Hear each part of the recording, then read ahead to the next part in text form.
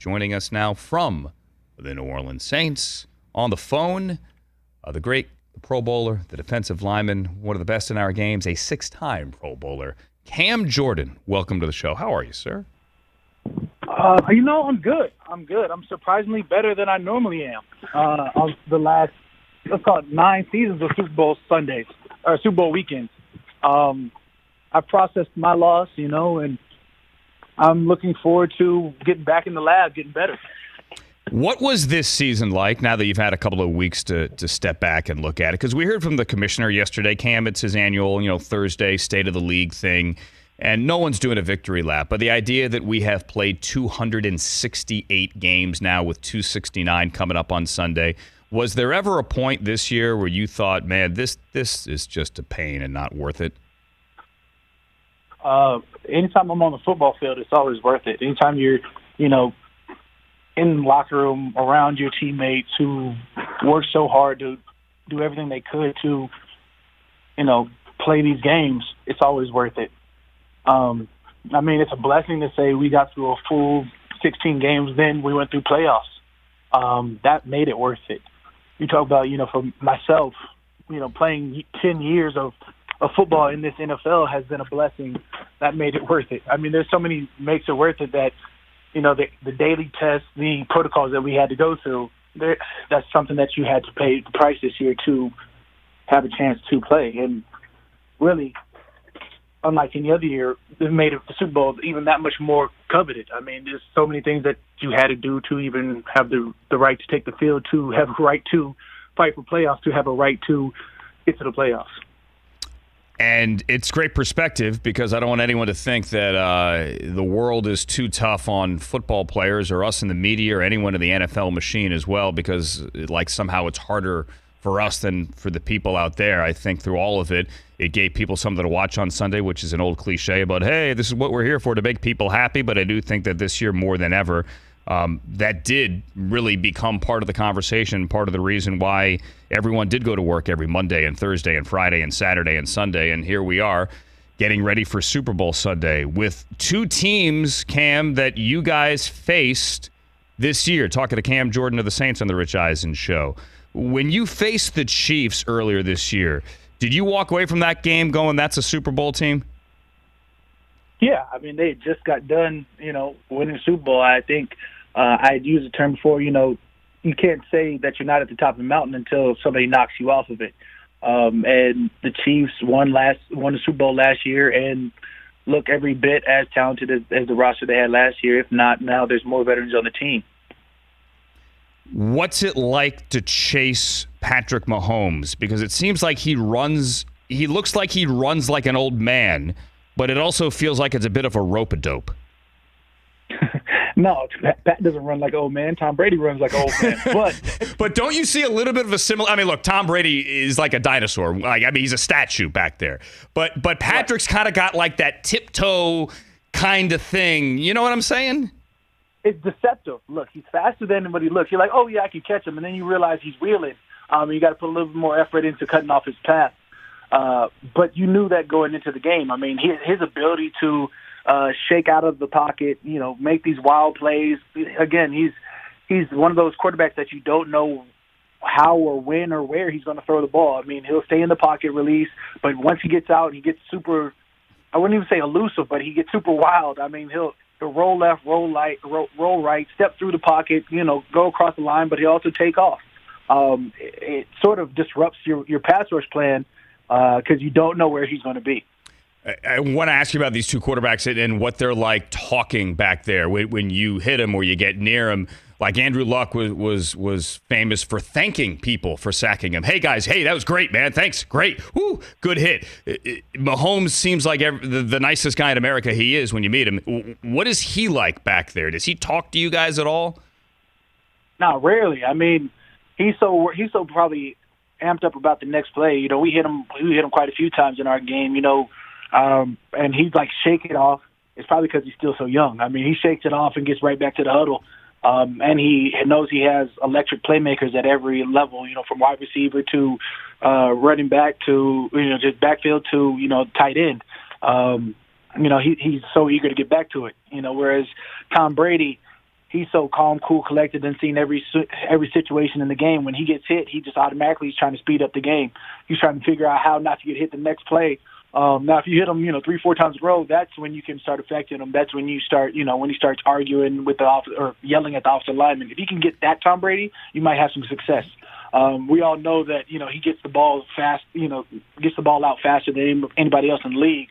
And if he gets hit, his timing only speeds up. That's what makes him so special. That's got to be a good feeling, though, when you do hear Tom Brady getting fired up and arguing with his guys and lobbying the officials and telling the O-line, we have to do better.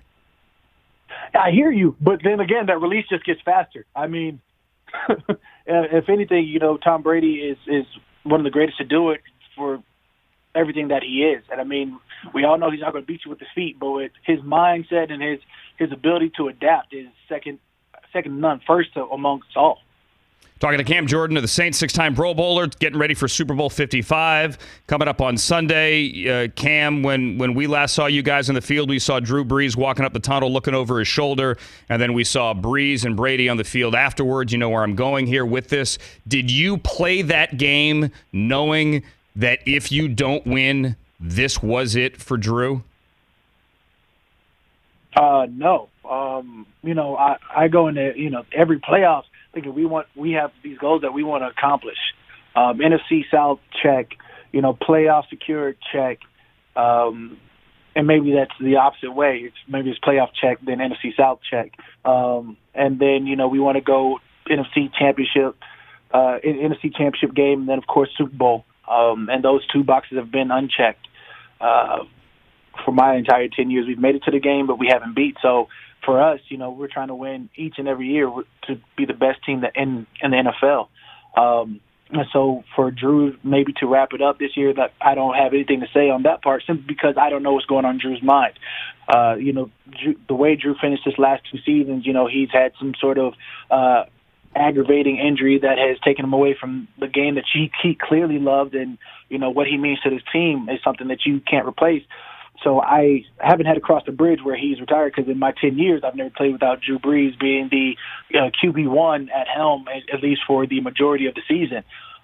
So I guess I'll worry about that if that was his last game in a couple months, or when he decides to declare. Cam, was there anything this year? I'm not asking you to betray anything Drew might have said, but was there anything this year that kind of felt like a last dance thing?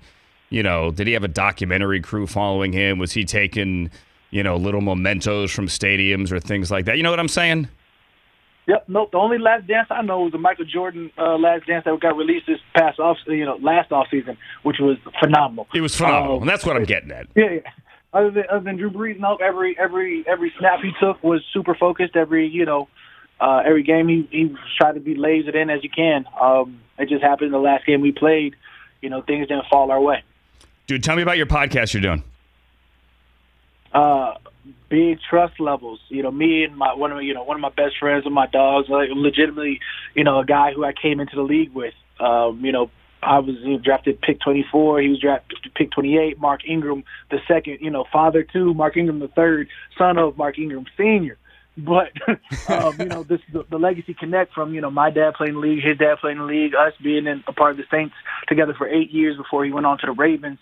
That's my connect to my guy. We really just made it to feed off of each other's energy and have the most fun we can, and in our ability to interact with teammates, previous teammates, or just friends across the league and have some fun doing it. So we created Big Trust Levels podcast, Big Trust Levels. But it's Trust Levels, and, we went through our first season, had 10 or 11 episodes, which was, just a great showing of how much fun we can have, and we're looking forward to this next season. We're eventually going to start on probably within the next month or two. Any chance Big Trust guy comes back and plays with you guys again? Man, I'm not saying I'm lobbying.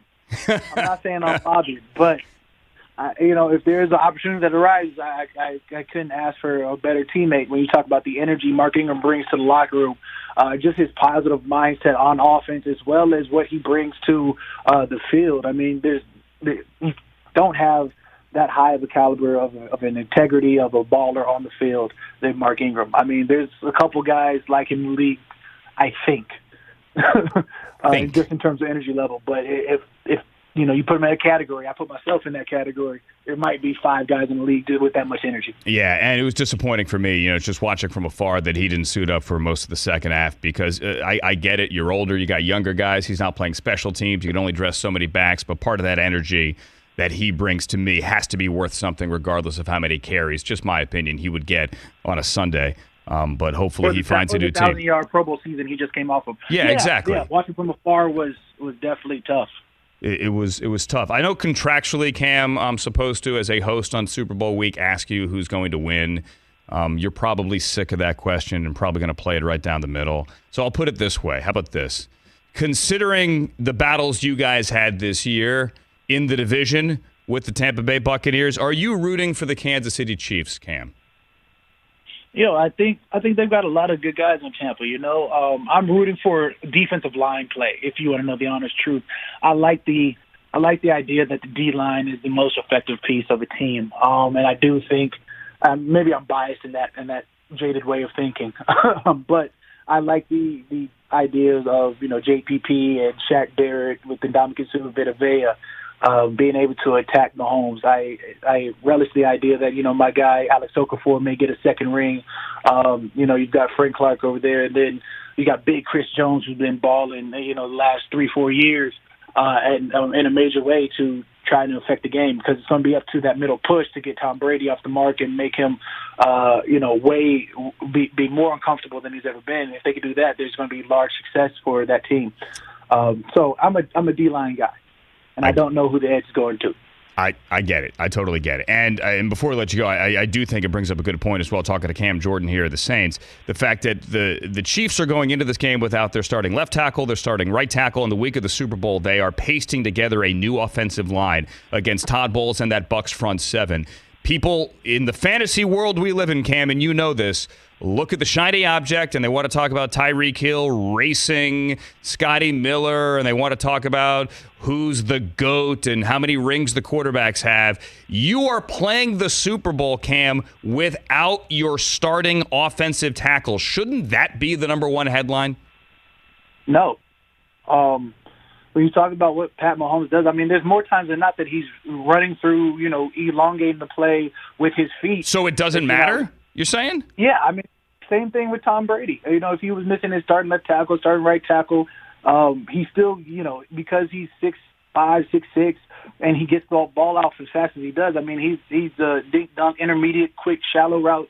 He's efficient in terms of his timing with the ball. I don't know if that's going to matter much. That's fascinating.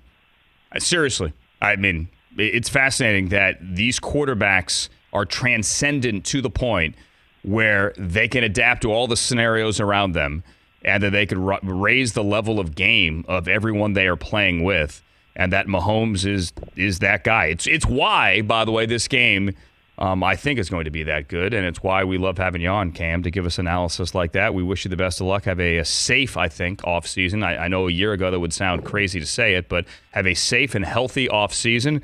Enjoy the game Sunday. Hope to talk to you soon. No doubt. I've got one question before I dip out of here, and I appreciate you for having me. It's a beautiful Friday that I'm blessed to, be taking a breath in life and be well and probably start lifting and get headed towards, next season, next week. That being said, how'd you get on the Rich Eisen Show? Like, Andrew, how'd this work? Andrew Siciliano on the Rich Eisen Show, huh? Dude, Rich is en route to Tampa right now, and I got called out of the bullpen. Every good starting staff needs a bullpen. You can't win a series without one. So they called me out of the pen. I was just out there in the pen flicking sunflower seeds. Okay, the closer, Andrew Siciliano. Okay. There you go. Yeah, if they want to pay me closer money, closers make good money, Cam. Teach your kids to throw left-handed and always be available in the bullpen. They'll always have a career and a nice house. Cam, always good to talk to you, dude. Have a good one. Absolutely. Appreciate you for having me on. Yes, sir. Cam Jordan of the New Orleans Saints, a 6-time Pro Bowler. Hey, you watched all the way to the end. Thanks for that. Watch more right here.